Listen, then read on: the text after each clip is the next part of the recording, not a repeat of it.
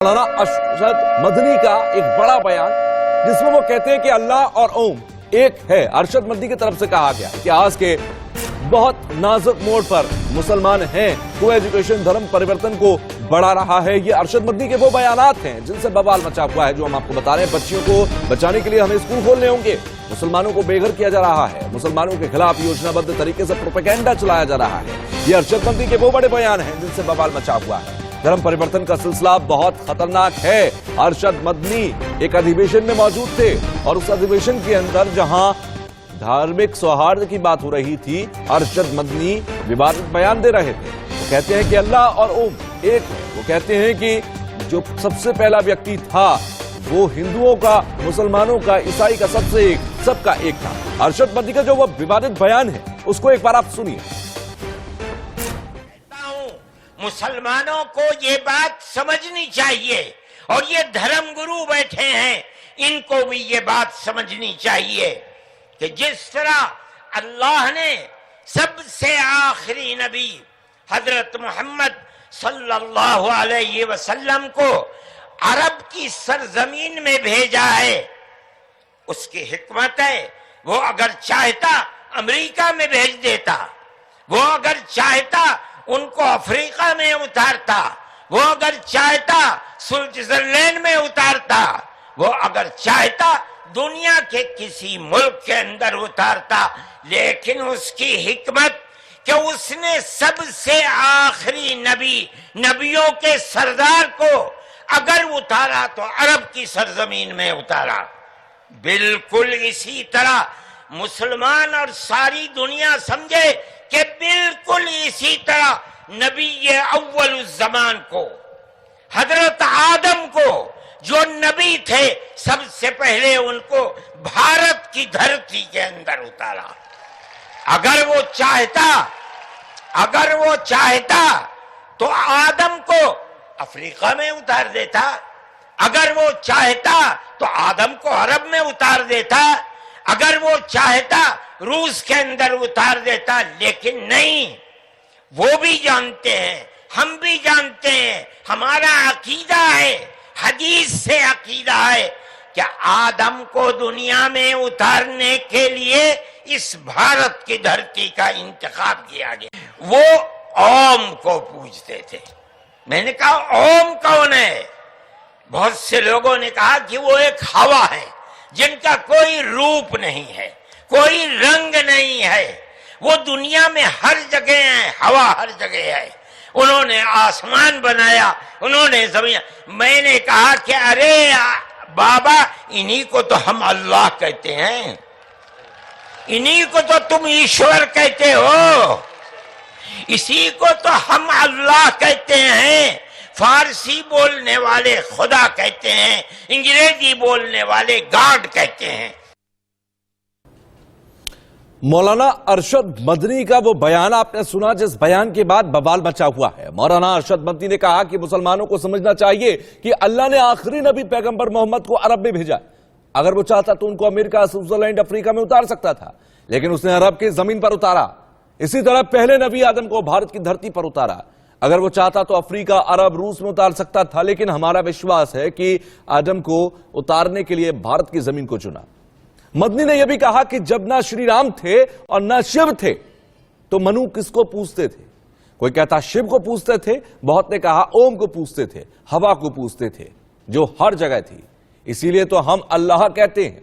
मनु यानी कि आदम, यह दुनिया का इतिहास है। हर जगह की मिट्टी लेकर अल्लाह ने आदम यानी कि मनु की औलाद को बनाया। सबसे पहले ला इलाहा इल्लल्लाह की आवाज भारत की धरती पर उतरी।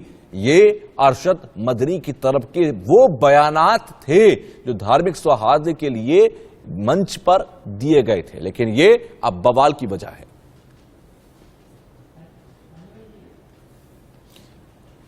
तो मौलाना अरशद मदनी के ये बयान किस ओर इशारा करते हैं, ये तो खुद में एक सवाल है। लेकिन उससे पहले आपको यह भी जानना जरूरी है कि जिस वक्त मौलाना अरशद मदनी मंच पर ये सवालात, ये जवाब, ये बातें कह रहे थे, उस वक्त मंच पर कई और धर्म के गुरु भी मौजूद थे।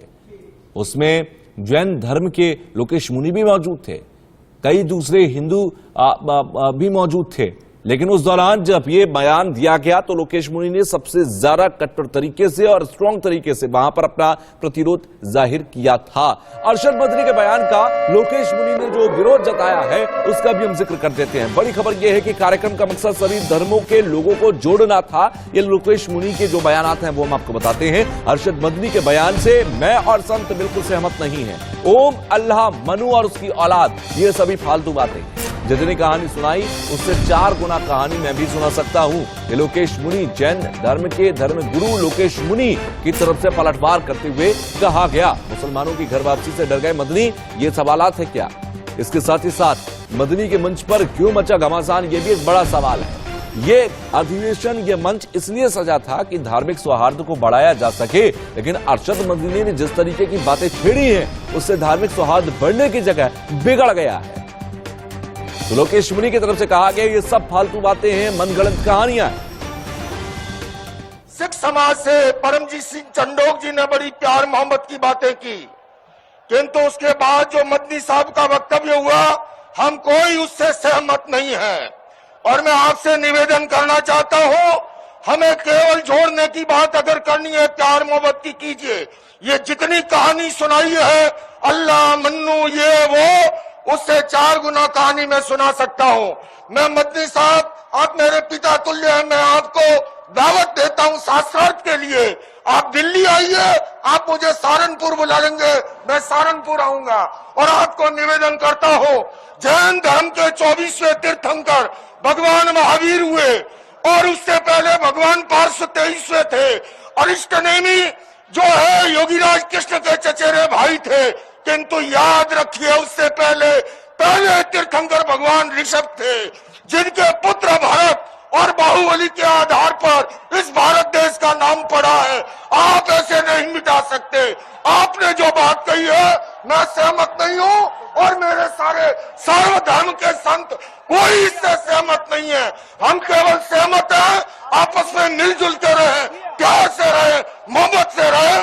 और इसके सिवाय ये जो कहानी ओ मन्नू, अल्लाह, उसकी औलाद, ये फालतू की बातें हैं। सारा पलीका लगा दिया एकता के सद्भावना के सम्मेलन को। देश के अंदर बवाल मचा है, जगह जगह शहर शहर बवाल है। लोगों में नाराजगी है कि अरशद मदनी किस तरह से चाहे वो उन्होंने मनु को लेकर, अल्लाह को लेकर, ओम को लेकर तमाम बातें उठाई हैं। इस पूरे बवाल के बीच में रवि कुमार लखनऊ से मेरे सहयोगी मेरे साथ जुड़ रहे हैं, जमील अहमद वाराणसी से मेरे साथ जुड़ रहे हैं, अबुल बशर खान अयोध्या से मेरे साथ जुड़ रहे हैं, विष्णु शर्मा मथुरा से मेरे साथ जुड़ रहे हैं, और दिल्ली से आजू सेठ मेरे साथ हैं। तमाम सहयोगी मेरे साथ हैं। इसके अलावा अखिल भारतीय हिंदू महासभा के प्रवक्ता भी मेरे साथ शिशिर चतुर्वेदी भी जुड़ गए हैं, उनके पास भी मैं जाऊंगा। लेकिन स्थिति अभी जो है वो समझना सबसे ज्यादा जरूरी है। सबसे पहले मैं शिशिर जी आप ही के पास आ जा रहा हूं आपके स्वागत के साथ। बाकी फिर मैं अपने सहयोगियों के पास जाऊंगा और समझूंगा कि स्थिति तमाम शहरों में विरोध की किस तरह है। लेकिन शिशिर साहब, जिस तरह से लोकेश मुनि ने कहा कि ये सब फालतू बातें हैं, मनगढ़ंत कहानियां हैं जो अरशद मदनी धार्मिक सौहार्द के लिए सजे हुए मंच पर कर रहे हैं, आप और अखिल भारतीय हिंदू महासभा का पक्ष इस पर क्या है?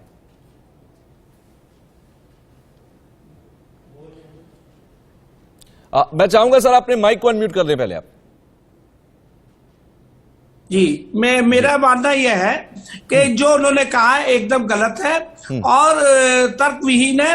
और जिस प्रकार जैन मुनि जी ने ये कृत किया है उसका हम स्वागत करते हैं। देखिए, साकार से आकार की तरफ ले जाने का संकेत है हमारा ओम। जिस प्रकार से एक ईश्वर को मानने वाले बहु ईश्वर को मानने वालों से कंपैरिजन जब करते हैं तो एक ईश्वर मानने वाले कई फिरकों में बटे हुए और आपस में मार काट करते, दूसरे धर्म के प्रति तो नफरत है ही है, लेकिन वो दूसरे अपने धर्म की भी भलाई नहीं सोच रहे। नमाज पढ़ते हुए लोगों की गर्दन काट देना, ये सब इनके सिखाया जा रहा है। जहां जहां अशांति दुनिया में वहां इस्लाम का ही नाम आता है, अन्य किसी धर्म का नाम नहीं आता है। अपने ही धर्म के नाम पे मार काट करते हैं। इस्लाम दूसरे धर्मों के प्रति भी देखिए नफरत फैला रहा है। जिस प्रकार से अभी आपने नजदीक में देखिए, बांग्लादेश में देखिए, चाहे पाकिस्तान में देखिए, चाहे हिंदुस्तान के अंदर कश्मीर में देखिए, दूसरे धर्म के लोगों को जीने नहीं दे रहे, मार रहे, काट रहे, मंदिर तोड़ रहे, बहन बेटियों का इज्जत आबरू लूट रहे। लफ्ज याद है, इस्लाम ने क्या दिया? इस्लाम ने हलाला दिया, बहुविवाह दिया, 3 तलाक दिया, औरतों को धार्मिक पुस्तक में खेद बताया गया, हिंदुओं को काफिर बताया गया, और आपराधिक मानसिकता जो फैला रहे इसके पीछे एक वो है कि जन्नत में हूरे मिलेंगे। ये हूरों के लालच इनको जो मौलवी मौलाना दे रहे हैं उसकी वजह से इनकी मानसिकता ये स्तर पे आ गई है। इस्लाम ने क्या दिया? ISIS दिया, लश्कर दिया, अलकायदा दिया, अलजाहिदी दिया, लादेन दिए। ओम ने क्या दिया? शांति दी, चाहे साइंस। लेकिन वो तो ये कह रहे हैं कि ओम और अल्लाह एक है। वो ये कह रहे हैं कि जब हिंदू धर्म के मुताबिक मनु आए तो उन्होंने ओम की पूजा की और हमारे नबी ने अल्लाह की पूजा की, तो दोनों अल्लाह और ओम एक हुए। देखिए, ओम जो है ये साइंटिफिक तरीके से भी थायराइड और अन्य बीमारी, गले की बीमारियों को दूर करने का, जाप करने से उसका भला होता है। ओम शांति की तरफ ले जाता है, नफरत की तरफ नहीं ले जाता है। और इस्लाम जो है, अल्लाह जो है, अल्लाह को मानने वाले क्या कर रहे हैं दुनिया में? आज पूरी दुनिया में देख रही है जिस तरीके से मार काट और फसाद फैलाया जा रहा है उसका है। और सनातन जो है पेड़ पत्ती, वायु, अग्नि, धरा, धरती, पशु पक्षी, प्रकृति सभी का आंतरिक रूप से सम्मान, उपासना करती है। जैसे प्रभु श्री राम जी के नाम से पत्थर तैर गए, आप देखिए। तो विश्व कल्याण की भावना सनातन सिखाता है। और इस्लाम आज जो 56 इस्लामिक मुल्क है वो तमाम अपनी आंतरिक कलह, धार्मिक कट्टरता के नाम पे एक दूसरे को मार रहे, काट रहे। इस्लाम में बहुत सी चीजें अच्छी भी है लेकिन उनको अपनाया नहीं जाता। और ऐसे मदनी जैसे लोग, मौलाना, मौलवी जो कर रहे हैं वो गलत उसका व्याख्या करके वो दूसरे धर्मों के प्रति नफरत फैला रहे हैं। इसीलिए दुनिया में कट्टरता आ रही है। लेकिन सनातन कभी नहीं कहता है कि उपासना के आधार पे किसी की गर्दन काट दो, किसी को मार दो, किसी का धर्मांतर कराओ। कुछ चंद लालच और डर की वजह से जो चार पीढ़ी पहले इस्लाम में कन्वर्ट हो गए वो आज इस पे बात कर रहे हैं। ठीक है, मैं आपके पास लौटता हूं क्योंकि देखिए पूरे देश के अंदर इस बात को लेकर विरोध है कि क्यों इस तरीके की बातें एक मंच पर की गई, जो मंच सजा था धार्मिक सौहार्द के लिए, जहां पर दूसरे धर्म के गुरु भी बैठे हुए थे, वहां पर दूसरे धर्म को लेकर आप क्यों इस तरह की मनगढ़ंत कहानियां कहिए या जो भी आप कह सकते हैं वो कहिए, सबके अपने अपने विचार हैं। लेकिन सबसे बड़ी बात है कि वहां पर इन बातों को छेड़ा क्यों गया। रवि कुमार लखनऊ से मेरे साथ जुड़े हुए, मेरे दूसरे सहयोगी भी मेरे साथ लगातार जुड़े हुए हैं और तमाम शहरों में विरोध है क्योंकि काशी जिसे आप धर्म के लिहाज से एक राजधानी के तौर पर देखा जाता है, अयोध्या जहां भगवान राम की भावना बसती है, इन तमाम शहरों में भी मैं जाऊंगा। लेकिन सबसे पहले रवि मैं आपके पास आ रहा हूं क्योंकि लखनऊ के अंदर अगर मैं देखूं, उत्तर प्रदेश के अंदर लखनऊ में से वो विरोध दिखाई दे जाता है जो पूरे उत्तर प्रदेश की भावना होती है। इस पूरे अरशद मदनी के बयानात के बाद लखनऊ क्या कह रहा है? देखिए, लखनऊ में अभी आज सवेरा हुआ है और ये माना जा रहा है कि अब अरशद मदनी जी का जो बयान आया है और उसके बाद जो हलचल मची है उसका असर कुछ लखनऊ में भी देखने को मिल सकता है। लेकिन ये है कि जिस तरीके से जो बयान आया वो अपने आप में बहुत कुछ कह रहा है कि आखिर जो बयानों की बयान है वो किस तरीके से लगातार देखने को मिल रही है।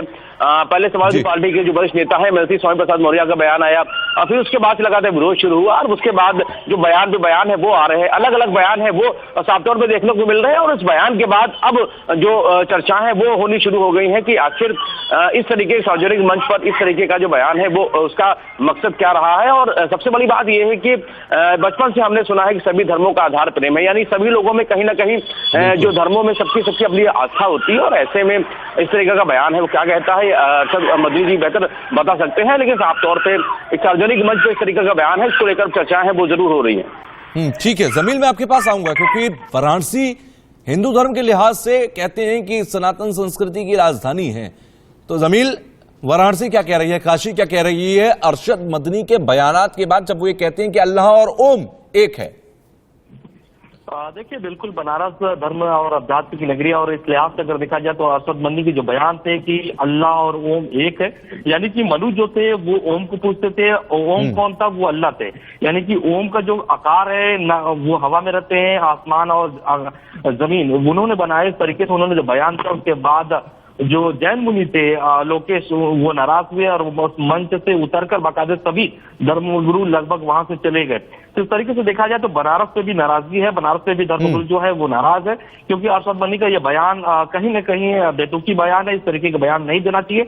और जो सबसे खास बात यह है कि आम अधिवेशन, यानी कि सभी लोग वहां पर आम है और कोई खास नहीं है, और इस तरीके की खास बयान देना कहीं न कहीं जाती है। और मुझे लगता है कि इस तरीके का बयान नहीं देना चाहिए, क्योंकि जब आप एक साथ सबको लेकर चलने की बात करते हैं, 34वां अधिवेशन आपका था और वहां पर सारे धर्मगुरुओं को आप बुलाते हैं, तो इस तरीके का बयान नहीं देना चाहिए, क्योंकि निश्चित तौर पर सबको आहत होती है। क्योंकि आप कैसे कह सकते हैं कि ओम और अल्लाह अलग एक थे?